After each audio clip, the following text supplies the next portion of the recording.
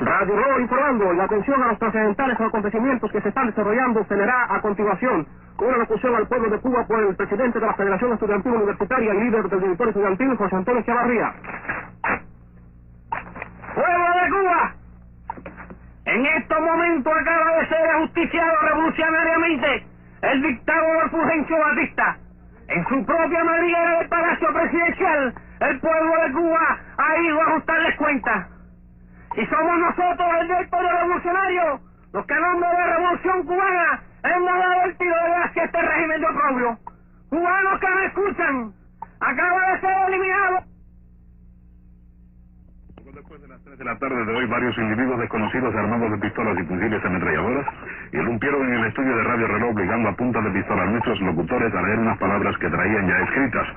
En el escrito obligado a leer a nuestros locutores se afirmaba que el Palacio Presidencial era atacado en estos momentos. Inmediatamente después, los individuos que asaltaron Radio Reloj se marcharon haciendo numerosos disparos contra el control maestro de radio. Continuará.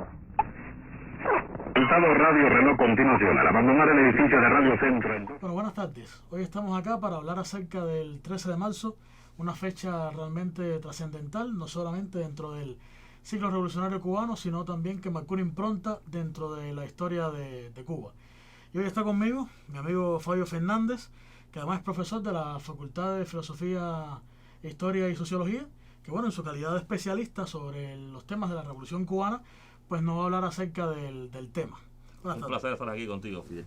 Entonces, como primera pregunta, quería preguntarte, o sea, ¿cómo caracterizaría desde el punto de vista político el decenio cubano de los 50? Bueno, desde el punto de vista político, la década del 50 en Cuba arranca en el año 1952, cuando se produce el golpe de Estado de Fulgencio Batista, que como tú sabes va a romper el funcionamiento de la democracia burguesa. Si esa democracia burguesa ya maltrecha por el desgobierno de los auténticos, ya maltrecha por el incumplimiento de los presupuestos programáticos de la Constitución del 40, va a ser, ahogada absolutamente con el cuartelazo del 10 de marzo. Se inicia entonces un periodo de, por un lado, consolidación de un régimen dictatorial, un régimen que cercenaba las libertades ciudadanas, y al mismo tiempo el despegue de un movimiento vigoroso de oposición al régimen de Batista. Ese movimiento de oposición, digamos que tuvo como un momento fundamental las acciones del 26 de julio, que pueden entenderse como el punto de partida de una creciente movilización popular que paulatinamente fue demostrando los deseos de buena parte de la ciudadanía de encontrar una solución a los problemas cubanos, que pasaba esencialmente por romper con la dictadura y abrir el espacio para la restauración de la democracia, e incluso, y esto es importante, hay que decir que van a existir organizaciones y tendencias políticas que entendían que la lucha contra Batista era solamente el primer paso hacia una transformación profunda del país. Digamos que esas serían las coordenadas fundamentales del decenio de los 50. Cuba, sumida en un escenario marcado por la ruptura del orden democrático, Cuba bajo la dictadura de Fulgencio Batista, y una Cuba marcada por el ascenso de un movimiento popular de enfrentamiento a la tiranía, donde se pueden identificar elementos que apuntaban hacia transformaciones de más hondura que buscaban resolver los problemas estructurales que tenía el país. Por ahí estarían las coordenadas esenciales. Entonces, básicamente, por supuesto, esto fue un hecho protagonizado por el estudiantado cubano, que ha caracterizado la tradición histórica y la tradición revolucionaria del estudiantado cubano. En ese sentido, ¿en qué condiciones llegó a esta década el movimiento estudiantil cubano? Sí, el 13 de marzo, que es el centro de nuestra atención, no puede entenderse sin un análisis de la tradición revolucionaria del estudiantado cubano. Y para eso es imprescindible caracterizar ese estudiantado que llega a los 50. Básicamente hay que entender que el estudiantado había tenido un protagonismo tremendo durante las luchas antimachadistas. Sí, y un estudiantado que había cobrado protagonismo dentro de la denominada década crítica, y que se había convertido, insisto, en un protagonista de peso dentro del enfrentamiento al machadato. Ese estudiantado va a caracterizarse ya en la década del 40 por los conflictos nacidos del fenómeno del bonchismo, que es un fenómeno que se da dentro de la Universidad de La Habana y que expresó la perversión de los sueños revolucionarios. Es decir, buena parte de la vida política de la universidad se vio marcada por la presencia de grupos que intentaron secuestrar a lo mejor del movimiento estudiantil y llevarlo por los cauces de la violencia, una violencia funcionalizada a los intereses de los sectores dominantes cubanos. Y digamos que la gran batalla de los 40, de la que todavía quedan ecos en los 50, es la pugna entre los sectores bonchistas conectados con los grupos de poder, existentes en el país, y aquel sector del estudiantado que defendía con mayor vehemencia las tradiciones revolucionarias, aquel sector que apostaba por esa universidad que debía ser vanguardia en la lucha revolucionaria, digamos que en conexión con el pensamiento de un Julio Antonio Mella y lo mejor de esa pléyade estudiantil de la denominada década crítica. Ahora, cuando llegamos a inicios de los 50, nos encontramos por un lado la existencia todavía de ese escenario del bonche y la fuerza creciente de los sectores que buscaban, vamos a decir así, purificar a la universidad. Ahora, después del golpe de Estado de Batista, nos vamos a encontrar que las condiciones sociales para la proliferación del bonche disminuyen un tanto, porque el bonche fue la expresión universitaria del fenómeno del gangsterismo y el pandillerismo, un fenómeno que era funcional a gobiernos como los auténticos, pero que no respondía de igual forma a la lógica de un gobierno de mano fuerte dictatorial como el de Batista. Es decir, había condiciones objetivas para una disminución del bonche, pero al mismo tiempo estaba la fuerza de ese sector juvenil que, vigorizado por el enfrentamiento, ese sector juvenil revolucionario que, vigorizado por el enfrentamiento a la dictadura, va a arremeter con fuerza contra el bonche. Y es ahí donde nos encontramos esta nueva FEU, que en buena medida está conectada con el ascenso de una figura como José Antonio Echeverría, y yo creo que ahí estarían las claves de ese movimiento estudiantil que en los 50 logra dos elementos fundamentales. Logra romper y aislar, romper con el bonche, aislar al bonche y proyectar entonces una posición de crítica y de acción práctica revolucionaria contra la dictadura batistiana. Por supuesto que en el movimiento estudiantil, y específicamente relacionado con el directorio revolucionario, hay muchas figuras que destacan. O sea, intentar nombrarlas todas sería casi imposible, pero hay una que en particular pues tiene protagonismo, que es José Antonio Echeverría.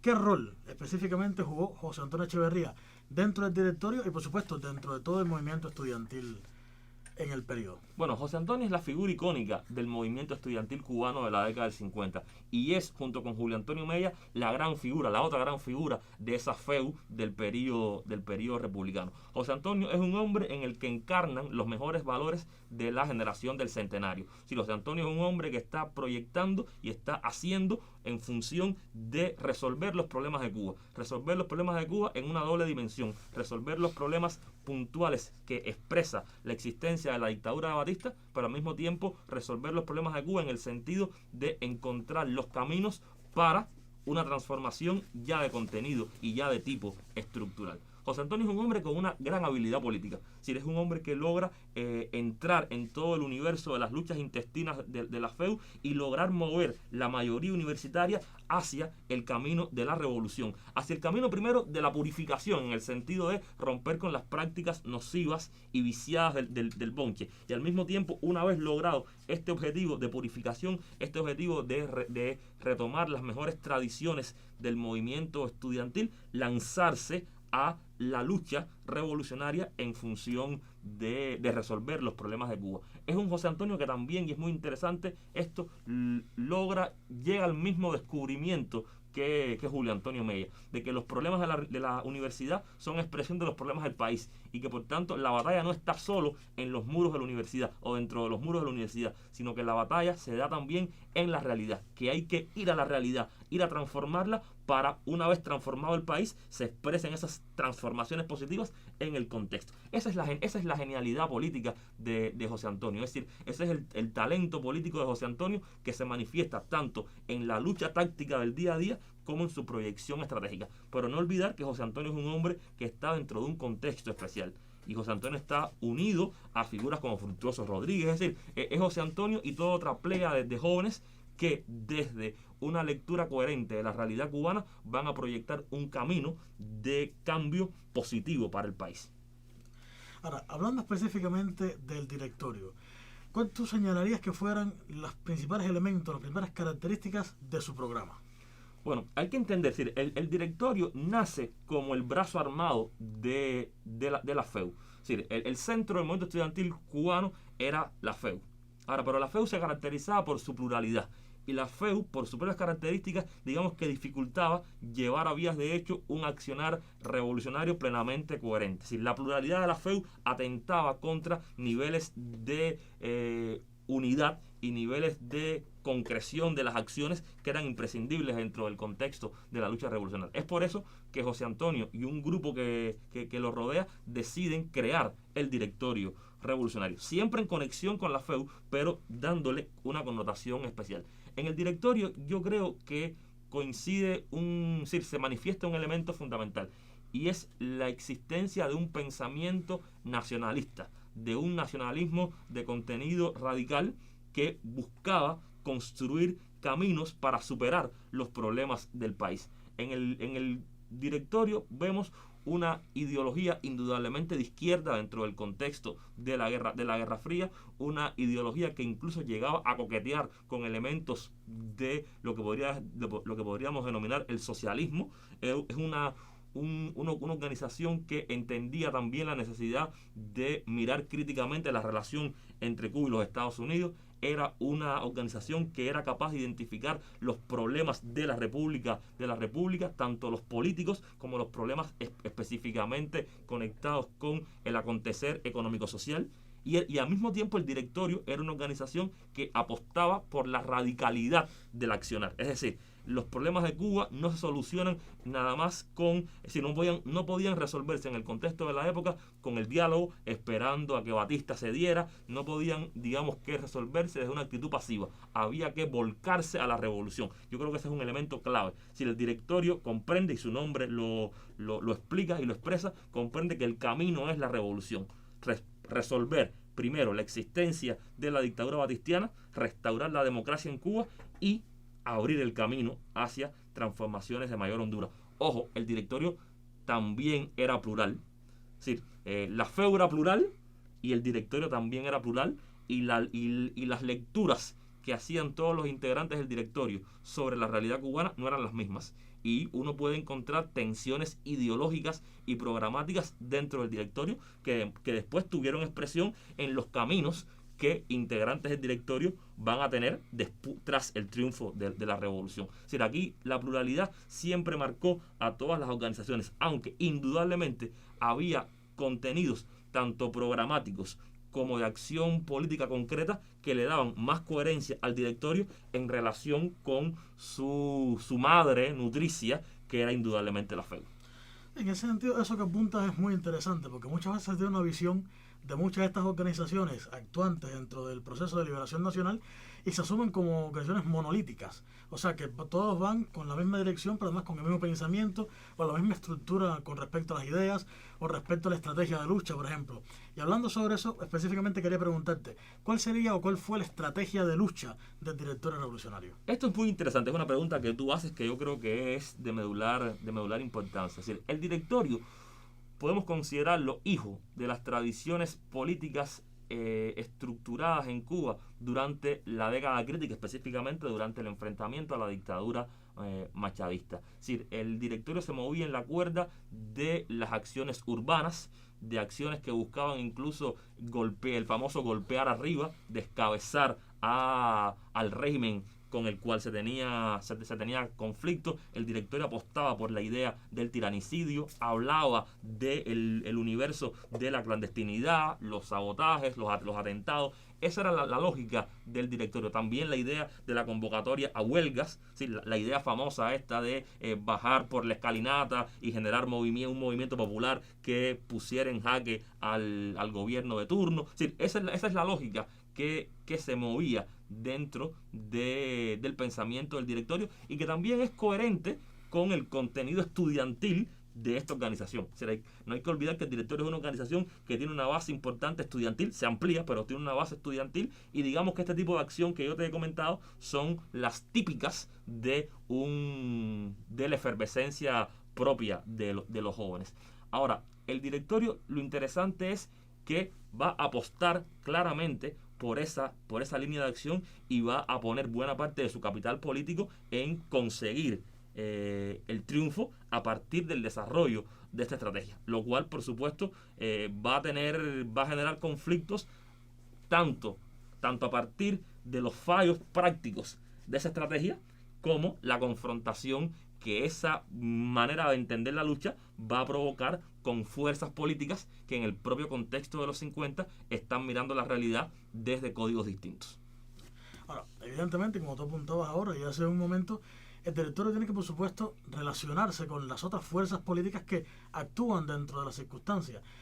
No solamente, o sea, las propias fuerzas políticas que van por un camino de lo civil, estoy pensando en una organización como la Sociedad de Amigos de la República, sino también otras fuerzas que han optado por otras estrategias de lucha diferentes, como por ejemplo el Partido Socialista Popular más adelante, y sobre todo el movimiento 26 de julio. Y específicamente quería preguntarte al respecto, o sea, ¿cuál es la relación que se establece entre el 26 de julio y el directorio revolucionario, a toda cuenta que incluso siguen, por ejemplo, estrategias de lucha bien diferentes? O sea, el 26 de julio, una lucha insurreccional en la Sierra Maestra, o sea, básicamente en las montañas, mientras que el directorio, como tú decías, apuesta más por el golpe de arriba, la lucha en las ciudades. ¿Cuál es esta relación que se establece entre estas dos organizaciones? No hay duda de que las dos grandes organizaciones revolucionarias de la Cuba de los 50 fueron el 26 de julio y el directorio. Son las dos organizaciones que protagonizan el enfrentamiento a la dictadura de Batista y que contribuyeron de hecho al colapso de la tiranía. Ahora, el 26 y el directorio van a tener una relación compleja. Es una relación donde existieron momentos de armonía y momentos, digamos, mucho menos armónicos. Y que tienen que ver con dos elementos fundamentales, con una cuestión, con concepciones táctico-estratégicas distintas, esto que estamos hablando de cómo se entiende la lucha, pero también no podemos negar que existían matices ideológicos entre el directorio y el 26, matices sí, muy complejos de exponer, porque si decimos que el directorio era plural, el 26 también era plural, por tanto no es fácilmente estructurable bloques de contraposición. Es más complejo que esto, pero indudablemente hay factores ideológicos que inciden. Y hay un tercer elemento que no lo presenté al inicio, pero quiero subrayarlo ahora, y que tiene que ver con la lucha por la propia hegemonía dentro del campo revolucionario. Es decir, ¿quién comanda la revolución? Porque comandar la revolución implica garantizar que el programa que se trae sea el aplicado. Implica garantizar la hegemonía una vez que se construya el nuevo poder. Por tanto, la confrontación entre las relaciones entre el directorio y el 26 están marcadas por esto, por concepciones táctico-estratégicas distintas, marcadas por un concepto, por miradas ideológicas que no siempre son coincidentes, y además por este elemento que te señalaba de la lucha por la hegemonía. Ahora, yo creo que lo importante siempre es resaltar que junto con los elementos de discrepancia existía un compromiso. Sí, el compromiso de luchar contra la dictadura, el compromiso de luchar por la restauración de la democracia en Cuba, y el compromiso, y esto es muy importante, por encarrilar un proceso de transformación que iba más allá de restaurar la democracia. O sea, yo creo que matices más, matices menos, directorio y 26 coincidieron en esto. Y hay un ejemplo importante cuando uno va a hablar de las articulaciones entre el directorio y el 26, que es la famosa Carta de México, Carta o Pacto de México, que se da en el verano del 56, cuando José Antonio y Fidel Castro están logrando una mínima unidad de acción en función de el derrocamiento de la dictadura, de desencadenar acciones que llevaran al fin del batistato.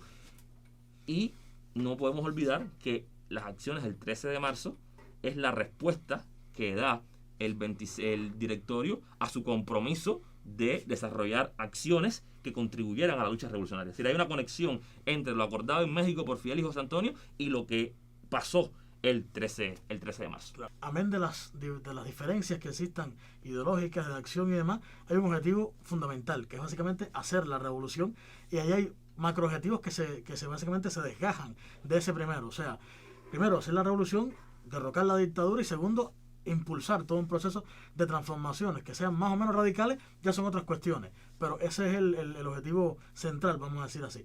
Ahora, hablando específicamente del 13 de marzo y de las acciones que se realizan, ¿cómo tú valoras las acciones del 13 de marzo, básicamente hablando? A ver, las acciones del 13 de marzo yo creo que demostraron, primero que todo, la valentía de los jóvenes del directorio, y demostraron también la capacidad de acción del directorio, que logró poner por unas horas en jaque a la dictadura en el principal centro de poder, que era La Habana. Sí, indudablemente son acciones que tuvieron una carga de heroísmo tremenda, y no se puede negar que estuvieron cerca de conseguir un objetivo clave, que era la posibilidad de ajusticiar a Batista.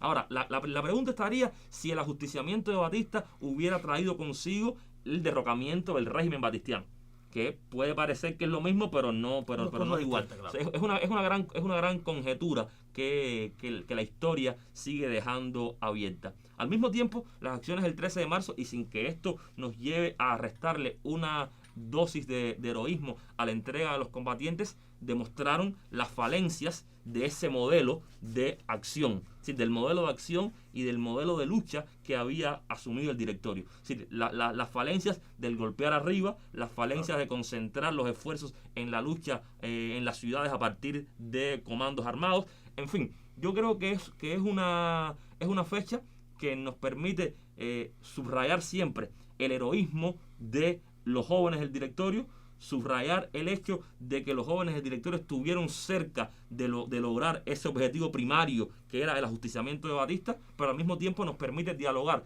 críticamente con el modelo de acción que el directorio estaba desarrollando. Un modelo de acción que hay que entender que en otros momentos de la década del 50 también se manifestó y no terminó lamentablemente en éxito. Hay que pensar que fue el asalto al Moncada, o hay que pensar que fue el alzamiento en Cienfuegos, o antes, entre el Moncada y Cienfuegos, el asalto a Cuartel Goycurí en Matanzas. Es decir, el 13 de marzo es una nueva acción que demuestra que las condiciones para desarrollar este tipo de acción urbana y que permitiera verdaderamente la consumación del éxito revolucionario eran realmente complejas en el contexto específico de los 50 cubanos. Yo quería apuntar un elemento ahí, que cuando hablabas acerca de las acciones, un poco engarzándola con lo que hablábamos anteriormente acerca de las cuestiones de las diferencias, o sea, los elementos de unidad, pero además diferentes entre otras organizaciones actuantes. Y es el hecho de cuando uno piensa en la locución de José Antonio Echeverría, cuando asalta Radio Reloj, o sea, en sus palabras queda muy clara la mención de esa famosa frase: y somos nosotros el directorio revolucionario. O sea, evidentemente hay una intencionalidad, por supuesto, por dar a conocer quién es, o sea, cuál es la organización que está realizando la acción, que está protagonizando la acción, como darla a conocer, pero por otra parte dejando bien establecido quién es dejando bien establecido quién es la organización detrás de los hechos que se están desarrollando. Es que hay dos combates, Fidel. Hay dos combates, y cualquier mirada sensata a la historia tiene que reconocerlo. Está el combate de las fuerzas revolucionarias contra el batistato, pero está el combate políticamente hablando, porque la política es así, el combate entre las propias organizaciones revolucionarias por capitalizar la hegemonía del movimiento. Y habría incluso un tercer combate, que es la lucha entre una oposición no revolucionaria al batistato y la oposición que podemos definir como revolucionaria en tanto aspira a transformaciones una vez que se vaya Batista. Es decir, el contexto de los 50 está marcado por estas tres batallas fundamentales, y la que tú señalas, la que tú esbozabas es claro. El directorio está buscando capitalizar las acciones del 13 de marzo y consolidar con ello su potencial hegemonía. Eso es claro. Ahora, evidentemente las acciones infelizmente fallaron, pero sin embargo, por otra parte, además del propio fracaso de las acciones, hay otro golpe terrible, el 13 de marzo, que es la muerte de José Antonio Echeverría. Y quiero que también que lo engarces con los hechos ocurridos en Humboldt 7 en abril, o sea, al mes siguiente. ¿En qué situación quedó el directorio revolucionario tras las acciones del 13 de marzo y bueno, tras los hechos ocurridos posteriormente. El 13 de marzo, el fracaso de las acciones del 13 de marzo fue un golpe terrible para el directorio. Sí, y aquí uno, como tú señalas, el 13 de marzo, la muerte de José Antonio, con la desaparición de otros cuadros importantes del directorio en el crimen de Humboldt 7, y aquí fundamentalmente hay que subrayar la figura de Fructuoso Rodríguez. Es decir, el directorio va a tener la mala suerte de perder a sus principales dirigentes. Sus principales dirigentes, que eran hombres de acción, pero también hombres de pensamiento. Y aquí siempre es bueno hacer la comparación entre el directorio del 26 de julio. El 26 de julio va a sufrir golpes fortísimos a lo largo de la lucha revolucionaria. Sí, lamentablemente el directorio, amén de que preserva importantes combatientes, Faures Chomón, Guillermo Jiménez, Julio García Oliveras, sí, amén de que hay cuadros importantes del directorio que no perecen en las acciones del 13 de marzo y las circunstancias que vienen tras de esta fecha, pero pierde a sus cuadros centros. Y esto va a ser un elemento que va a lastrar indudablemente al directorio durante el resto de la lucha revolucionaria, y también va a ir en contra del directorio una vez que triunfa la revolución y estamos en la construcción del nuevo poder. Pero al mismo tiempo el directorio va a sufrir otro golpe como resultado del 13 de marzo. Es decir, semanas después del 13 de marzo la universidad va a cerrar definitivamente. Cierto. Y el cierre de la universidad, no volverá a abrirse la universidad hasta después del triunfo de la revolución, le va a quitar al directorio, le va a sustraer al directorio su principal base de operaciones. Es decir, la base de operaciones fundamental del directorio era la existencia de la vida universitaria. Y de repente esa vida universitaria desaparece, se cancela, se cierra, y por tanto los espacios claves de articulación del accionar político del directorio, o el espacio clave de accionar el espacio clave en esta articulación del directorio, va a fenecer, y esto indudablemente pone al directorio en desventaja con otras organizaciones. Es decir, el 13 de marzo fue una jornada trágica. Es decir, el 13 de marzo y los días que vinieron después fueron trágicos para el directorio por el golpe que sufrió en materia de pérdida de cuadros y combatientes de primer nivel, pero también porque las condiciones para el desarrollo de la acción política y práctica del directorio van a también complicarse de manera innegable. Evidentemente, amén de estos reveses que sufre el directorio, tenemos que a lo largo de todo el año 57 y posteriormente 58 hay un accionar importante de la organización en la lucha insurreccional, o sea, en la lucha de liberación nacional. ¿Cómo se desarrolla entonces este accionar de la organización después del 13 de marzo? Sí, el directorio no muere el 13 de marzo, ni muere en Humboldt 7. El directorio logra rearticularse con dificultades, pero logra rearticularse, y vemos que ya a inicios del año 58 el directorio está abriendo un frente de lucha guerrillera en las villas. Es decir, el directorio está a inicios del año 58 llegando a Cuba con un grupo expedicionario y conformando un frente guerrillero en el contexto del Escambray, en el centro del país.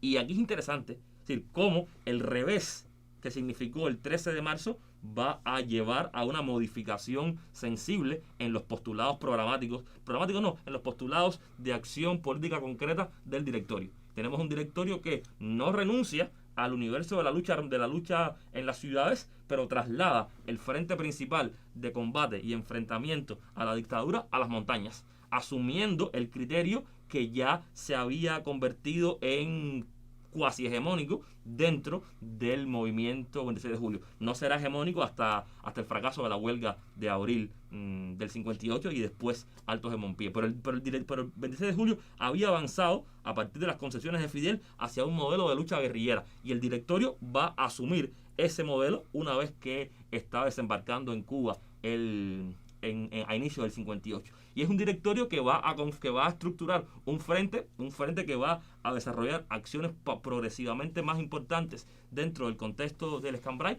Un directorio que va a tener dentro del Escambray fraccionamientos, va a haber ahí una intensa lucha política que no le hace bien al directorio, pero indudablemente va a mantenerse como una fuerza viva y una fuerza que va a estar en condiciones de establecer nexos de cooperación con las tropas del 26 de julio que estarán llegando a la región del centro del país en la segunda mitad del año 58, incluso después del verano, cuando se produce y se materializa la invasión occidente comandada por Ernesto Guevara y Camilo Cienfuegos. Es decir, el directorio logró sobrevivir al 13 de marzo, logró mantener su posición dentro del universo de organizaciones revolucionarias y logró mantener cuotas de protagonismo dentro del contexto del enfrentamiento a la dictadura. Ahora, desde una posición que indudablemente era modesta en comparación con el protagonismo y hegemonía creciente que detentaba el 26 de julio. Bueno, te agradezco, Fabio, por esta entrevista, por toda la información que